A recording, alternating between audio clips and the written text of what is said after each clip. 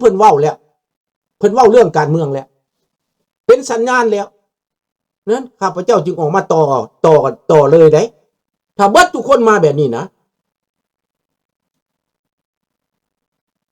ยังมีผู้เฒ่าคนลาวบางคนเว้าคำว่าบ่เมื่อยอยู่เนาะยังบ่เข้าใจการต่อสู้อยู่เนาะครับก็แม่นนั่นแหละผู้เฒ่าบางคนก็เว้าแท้สิเข้าลงแล้ว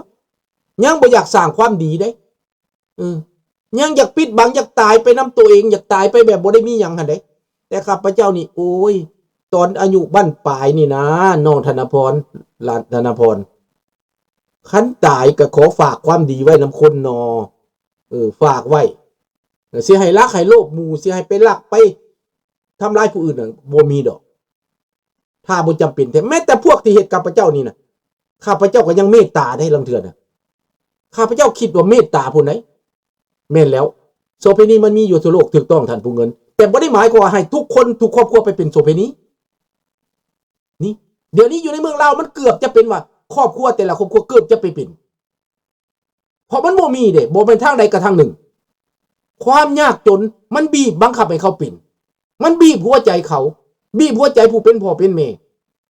บีบหัวใจเป็นพี่เป็นน้องคันมันเป็นก็เป็นด้วยความสมัครใจโดยบ่มีอันใดมาบีบมันเด้นี่แหละนะถ้าว่าพี่น้องเห็นว่ามันแม่นที่ข้าพเจ้าเว้านี่ว่าลาวเฮาต้องต้อนโฮมกันเบิดทุกกลุ่มทุกฝ่ายทั้งในและนอกเพื่อกดดันให้เท่าทองรุ่นและเท่าสอนไส้นี่ยอมหักความจริงซะเปลี่ยนแปลงซะบ่ถือข่าดอกหมอบ่ถือแกงดอกหมอสอนไส้ทองรุ่นบ่ถือข่าถือแกงดอกถึงแม้นว่าพวกตัวผิดนะมีการเปลี่ยนแปลงแล้วเฮาคนหนึ่งสิเป็นผู้แทนขอเสนอให้เนรโทษกรรมเฮาจะเนรโทษให้แต่ลงโทษนะอาจจะลงโทษน้อยที่สุดอาจจะกำจัดเรื่องการเมืองบ่ให้ลิ้นการเมือง5 ปีหรือ10 ปีให้ทำมาหากินเหมือนคนปกติมีบ้านมีเรือนอยู่พอกินพอใช้ก็เอาละที่ซ้ำนั่นนะแล้วอยากเฮ็ดหยังอยากข่มเหงคนลาวไปฮอดมือใดอีกบ่พอบ่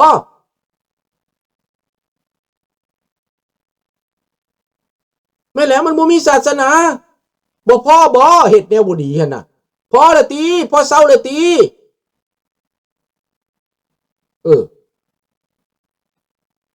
ถูกต้องท่านผู้เงินในเมื่อมันยากจนมันเป็นไปเบิดข้าพเจ้าบ่ติเรื่องนี้น่ะข้าพเจ้าเห็นใจซ้ำอีกนะเขาก็อยากมีเกียรติศักดิ์ศรีเขาอยากเป็นคนธรรมดาเขาบ่อยากมีดอกไปนอนเบิ่มบำเลอให้100 คน1,000 คนนั่นบ่มีดอกท่านผู้เงินบ่มีมนุษย์ตัวใดดอกแต่มันขมใจมันคืนใจบางครั้งคันพวกสมัครใจนะเขาบอกว่ากันเนาะอันนี้แหละให้เปลี่ยนซะ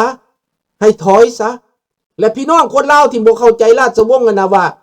ของเก่าแล้วเอามาเฮ็ดหยังเบิดแล้วเอามาเฮ็ดหยังเอาคืนมาหยังบ่แม่นเด้อราชวงศ์ก็กินข้าวถ้วยเดียวปั้นเดียวนั่นแหละบ่ได้กินหลายกว่าเฮาดอกแม่นว่าน้องละแต่ว่าให้พี่เนี่ยพลีสว่าเฮากินข้าวเพิ่นก็กินเท่ากันบ่ได้ร่ำได้รวยกว่าเฮาเอาไปซื้อเบิ่งโลดว่าราชวงศ์ลาวนี่ไปซ่อเงินมาซื้อรถไปซ่อเงินมาซื้อบ้านมีบ่ประวัติของราชวงศ์ลาวนี่นะพระเจ้าแผ่นดินลาวหรือว่าหลานพระเจ้าแผ่นดินลาวนี่กอบโกยเอาเงินไปเป็นต้นเป็นตันมีบ่คือบักทองรุ่นคือบักสอนใส่มีบ่ได้มีเด้ข้าพเจ้าไปเบิ่งแล้วบ่มีมรดกจักอันข้ามน้ำคลองมากระส่งค่าคิงเสือค่าคิง2ไอ้น้องข้าพเจ้าสิเอารูปลงเด้อข้าพระบาทขออนุญาตเอารูป2เสด็จ2พระองค์ลงให้ลูกหลานลาวได้เห็นพระองค์ตอนเพิ่นลอยน้ำคลองข้ามมาข้าพเจ้าสิเอาลงเด้อให้เพิ่นเห็นรูปภาพตัวนั้นเนอะตอนมานั่นคือสิประมาณอายุ17ผู้อ้ายผู้น้องนี่คือประมาณ14ป่านนั่นแหละตอนข้ามน้ำคลองมาได้นี่ดังนั้นพี่น้องขึ้นเบิ่งถ้าเฮาร่วมมือกับเพิ่นเฮาแลกมากับสันติภาพเฮาแลกมากับความสงบเฮาก็ควรแลกได้เฮาก็ควรให้ได้ คนลาวทุกคนถ้ายังมีลมหายใจมันมีค่าเหมือนทุกคนพี่น้องข้าพเจ้าให้ค่าเท่ากันเพียงตั้งแต่ว่าเจ้าตั้งใจสิเฮ็ดบ่เจ้าสิยั่วมือบ่เจ้าสิเฮ็ดวิธีใดเจ้าสิเฮ็ดวิธีหนึ่งบ่ข้าพเจ้า70กว่าปีก็ยังเว้าได้เด้ซะยังมีประโยชน์เด้ซะข้าพเจ้ารู้สึกว่ามีประโยชน์เว้าบ่ดีนะเฮ็ดได้ดีนี่นะมีโอกาสมื้อนี้สมมุติมันแดดนี่นะไปกวาดวัดไปปัดใบไม้ในวัดก็ยังเป็นคุณประโยชน์แม่นบ่ล่ะไปตัดเก็บไม้เก็บตอกที่มันนั่นก็ยังเฮ็ดได้เด้เฮ็ดได้เด้คุณประโยชน์เฮ็ดได้ทุกอย่างไหน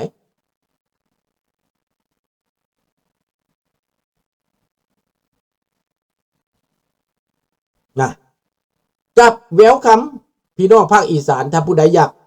ยากซอยคนลาวอยากมาอยู่ประเทศลาวข้าพเจ้าแววคำเด้อแววคำโลด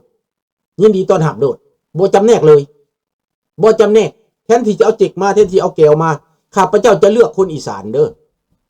คนอีสานที่เว้าภาษาลาวนี่ข้าพเจ้าจะเลือกพวกท่านสามารถมีสิทธิ์เพราะเดี๋ยวนี้แก้วเต็มประเทศลาวเป็นหยังคนอีสานเป็นพี่น้องเฮาก็มีสิทธิ์ตัวปกป้องประเทศล้านสร้างก็มีสิทธิ์ตัวไปอยู่เมืองลาวนี่เอาว่าแจ้งนะนี่นะขออนุญาตรัฐบาลเพิ่นอยากไปโลดเขาไปอยู่เกาหลีเขาไปอยู่สิใดก็มีเห็นบอกไปทำมาหากินบางคนก็เอาลูกเอาเมียอยู่เลย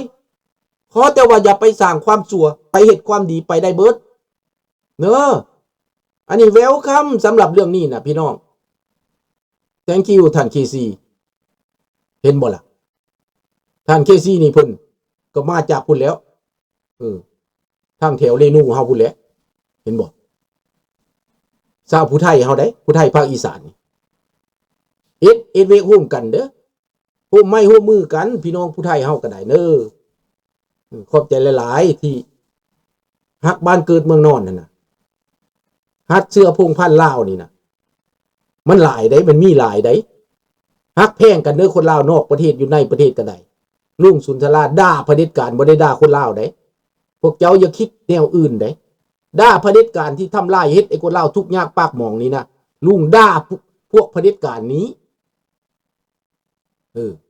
จะให้มีประชาธิปไตยได้เด้อพี่น้องเอ้ย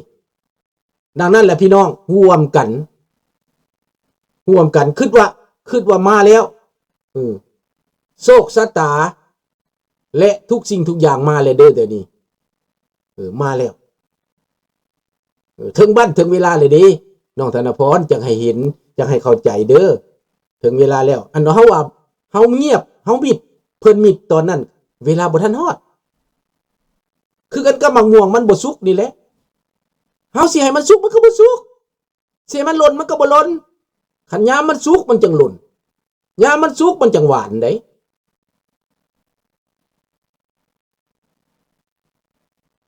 เนี่ยเดินบัดทุกคนนำกันเด้อลิงน้อยทำหน้าที่เด้อหลานเด้อทั้งในและนอกประเทศให้เว้าไปในทิศทางเดียวกันบ่ตายดอกทองรุ่นสอนใส่ตัวเปลี่ยนซะเฮาขอห้องน้ำตัวไปตอนเป็นคนนี่นะตัวตายไปอย่างน้อยทองรุ่นก็ยังเห็นดีเนาะอย่างน้อยสอนใส่ว่าสัวก็ยังเห็นดีเนาะยอมปฏิรูปซะรีฟอร์มซะฟังความด็อกเตอร์คำเผยปานมาเลยทองเว้าซะด็อกเตอร์คำเผยปานมาเลยทองเว้าถึกลาวเว้าถึกอย่าไปฟังความบักโปรตีนนั่นน่ะบักโปรตีนมันเอาคนไปตายเป็นล้านกว่าคนแล้วมันตายตกนรกมกใหม่มันสิตายเป็นขี้กระเดือนมันสิตายเป็นตัวหนอนไหนบักโปรตีนนี่ได้ทองรุ่นตัวอยากตายเป็นตัวหนอนบ่เกิดชาติใดก็ให้ตัวเป็นหนอนเด้อบ่ให้เป็นคนบ่ให้เป็นมนุษย์ให้เป็นหนอน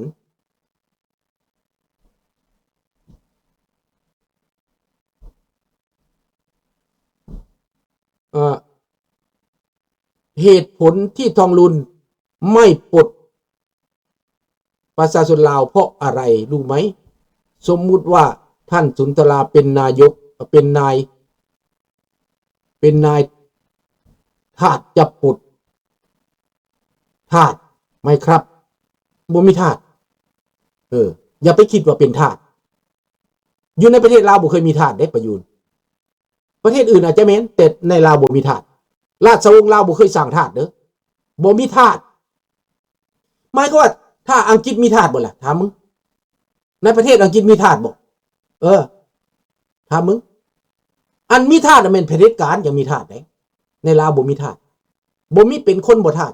บ่ต้องการปลดปล่อยอีกคนลาวมีเสรีภาพตั้งแต่อยู่ก่อนมาแล้วบ่มีทาสบ่ได้คือกฎเขตข่มเหงแบบนั้นได้คอมมิวนิสต์นี่ที่คนลาวเป็นทาสดังนั้นข้าพเจ้าจะปลดปล่อยคนลาวที่เป็นภายใต้คอมมิวนิสต์ที่เป็นทาสคอมมิวนิสต์นี้ต้องปลดปล่อยราชวงศ์ลาวจะมาปลดปล่อยทาสถูกต้องเป็นทาสของเจ๊กของจีนของแก้วของนี่เป็นทาสแต่ไม่ใช่เป็นทาสของราชวงศ์นะอย่าสร้างความเข้าใจผิดนะราชวงศ์ไม่เคยให้คนลาวเป็นทาสพระองค์ไม่มีความนี้พระองค์สอนให้ทำมาหากินด้วยตัวเองอยู่แบบพอเพียงมาตลอดพระเจ้าแผ่นดินลาวนี่เฮ็ดสวนหมักสมอูเฮ็ดให้เฮ็ดหน้าอยู่ปากเสืองนะบ่มีทาสเด้ออย่าเข้าใจว่ามีเจ้าชีวิตละเป็นทาสอันนั้นเข้าใจผิดไปแล้วเด้อดังนั้นราชวงศ์ลาวนี่จะบ่สร้างทาสจะบ่มีทาสลุงสุนทราก็บ่ได้เป็นทาสของพระองค์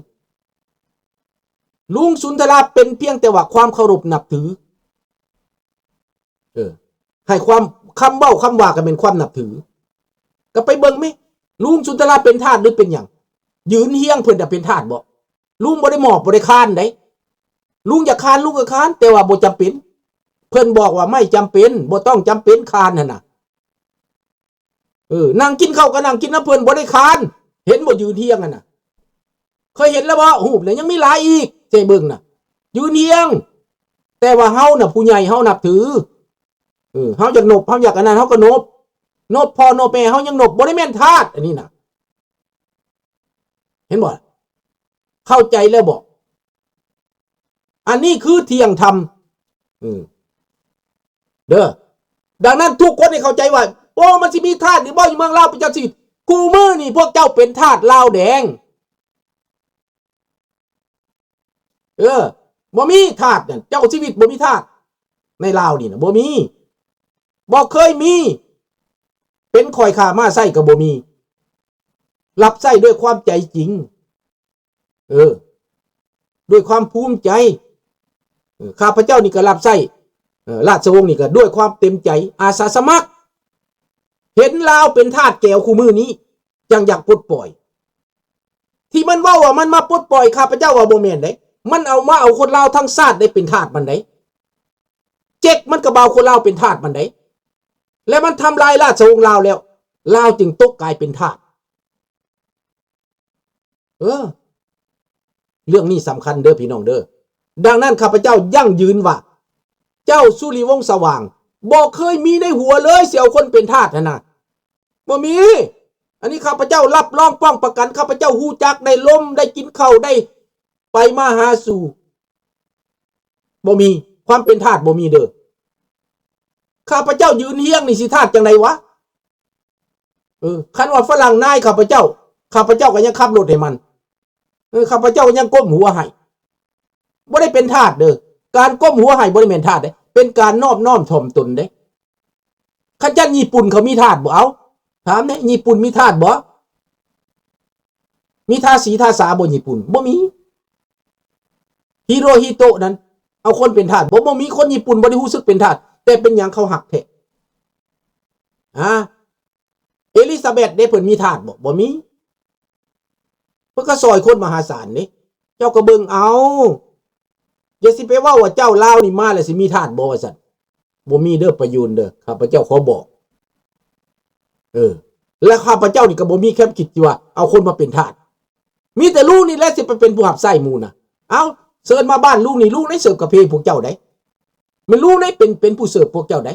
บ่แม่นพวกเจ้าสิมาเสิร์ฟลุงได้กันมาบ้านลุงได้แม่นบ่อันนี้ว่าความคิดเป็นทาสนั่น